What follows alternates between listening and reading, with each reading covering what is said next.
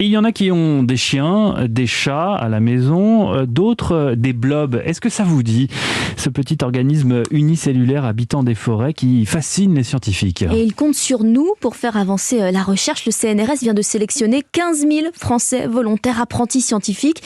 Le principe, étudier chez soi et pendant plusieurs mois les effets du réchauffement climatique sur cette petite bête, l'or d'Autriche. C'est un mystère de la nature qui existe depuis 500 millions d'années. Le blob est une sorte de cellule rampante qui se déplace de 3 ou 4 cm par heure et grandit chaque jour. Il raffole des flocons d'avoine, déteste le salé et fuit la lumière. Il peut se reproduire à l'infini. Les 15 000 Français volontaires qui sont âgés de 8 à 89 ans auront chez eux un kit et devront observer les effets du réchauffement climatique sur le blob, explique Audrey Dussutour, directrice de recherche au CNRS. Les gens reçoivent un petit sachet où il y a des blobs endormis.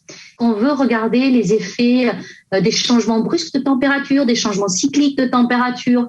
On sait que le blob, s'il rencontre des conditions défavorables dans la nature, il peut se mettre en dormance et il va attendre que les conditions aillent mieux. Installé sous une lampe chauffante, le blob va-t-il arrêter de grandir? Va-t-il changer de couleur? C'est ce que regarderont les scientifiques en herbe. Le public analysera ensuite les données avec les scientifiques du CNRS et à l'automne, un article sera écrit dans une revue scientifique. L'or d'Autriche.